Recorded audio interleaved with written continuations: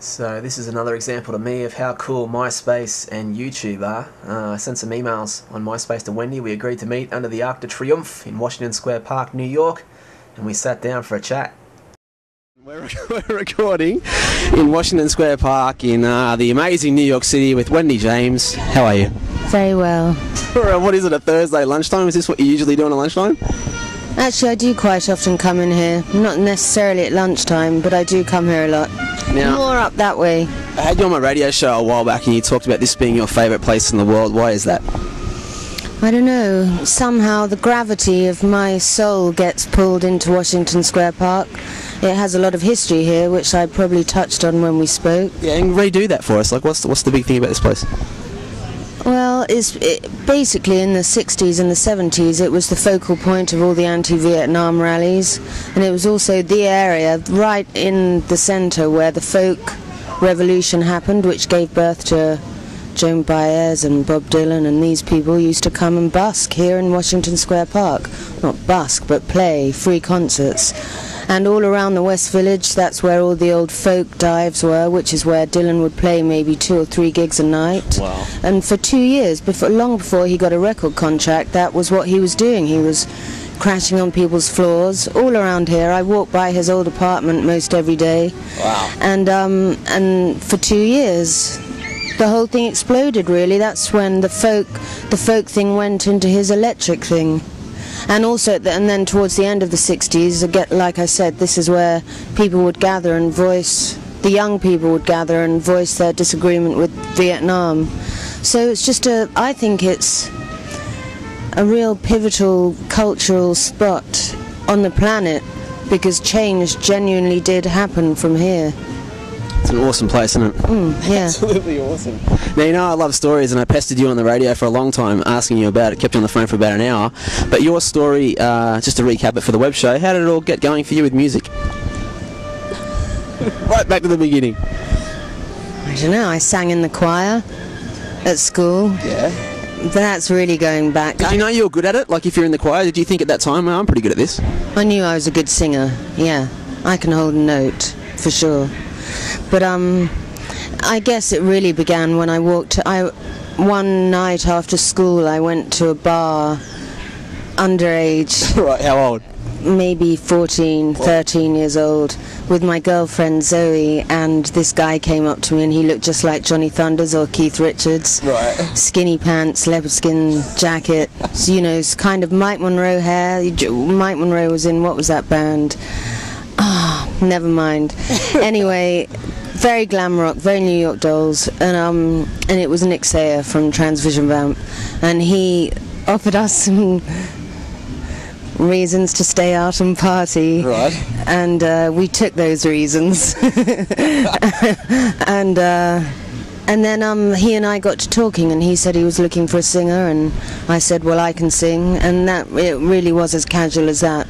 But then it became very intense very quickly. Every night after school I would go round to his place and, you know, noodle tunes together, and quite quickly we managed to get that demo tape done, which is what became pop art for Transvision Vamp.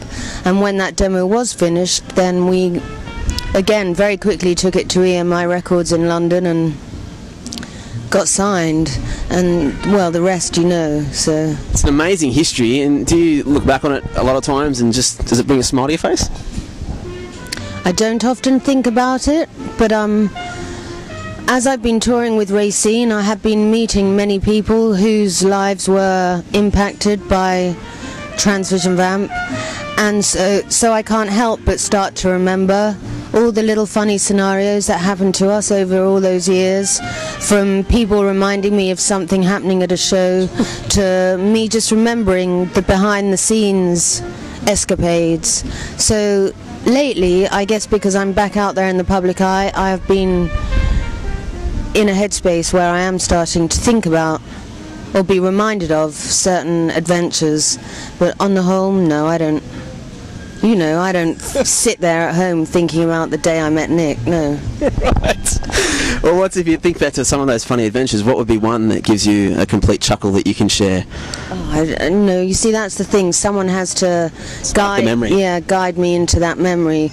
I don't know, I've got a journalist was asking me if there were any bad moments for me in Transvision Vamp, and I really couldn't think of any, but it did spark one memory of being in the Holiday Inn in Los Angeles and smashing the whole room up and having a real major freak out, like throwing lamps and tables across the room, because I was so tired, so extremely tired. I think we'd been on the road for nearly a year, and I felt like no one cared about me. And so I can remember, so it's just that, I mean, I guess every now and then a flash of memory will come back to me of a particular moment in time, but funny stories or sad stories, I don't really have them at hand. Someone has to help me remember. And what happens with the bill for the room when something like that happens? Like, do you get in serious trouble, or does someone just take care of it?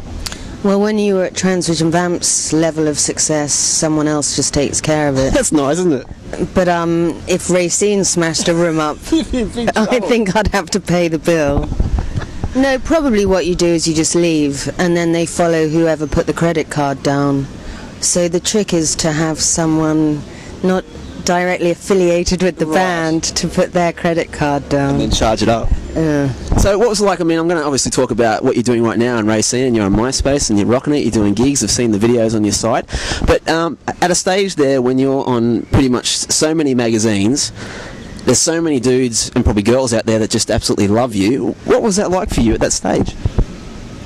Well, it's hard to describe. I mean, this is a question a lot of people ask, and you have to realise that you're asking me from your perspective, which is viewing me as that thing, whereas my actual life, firstly, when you are in a really successful band, you're so busy every single day that all you have to think about is basically getting to where you're going, getting it done, and wondering where you're going the next day, you know. And it really is a full diary. It's like get up at 6, do a press conference, travel to somewhere else, do more press, do a TV show, maybe do a photo shoot, do a video shoot, do the sound check, meet the record company, do the gig, after the gig, meet and greet everybody, and then move on to the next town. So is that the sort of stuff that led you to the depression? It wasn't depression. When you trash a room? Freak out. Yeah, every now and then you freak out. But I've never been depressed about it. I love it. But anyway, if you have a whole year like that, you can be extremely famous, but when you look back at the year, all you can really, it's just a blur of that you've done a zillion things in a whole year, and it's only maybe 9 months later, when you combust off of the tour, that you start remembering, oh, that was really funny on that airplane when that happened, or but it's only afterwards that you realise. And so the fame thing, again, being on the road with Racine has just reminded me, because obviously I don't walk around thinking, oh, I was really famous. Yeah. It's just not in my consciousness. But when you start meeting people face to face that obviously really, really loved what you did, then I start to get a handle on the magnitude of what we achieved and what I was living through. But on a personal level, you just get on with the day. Have you always been someone that like writes a lot of stuff? No. Well, certainly not for public usage. No, in Transvision Vamp I would add on the melodies, but it was basically Nick's songwriting. And then of course I did the Elvis Costello thing, and it was really going straight into Elvis from Transvision that kind of put a period at the end of that chapter of my life, and I realised I never wanted to be the conduit for someone else's writing. From here on in, basically I discovered my genuine, holistic, complete and uncompromising love of music after Elvis, because I lived through the experience of doing the Elvis album and I didn't enjoy it that much. Although it was a good learning curve, it wasn't the most satisfying musical venture. But that, in its own way, was incredibly good for me, because it highlighted and made very clear and easy the decision for me to become my own master from there on in.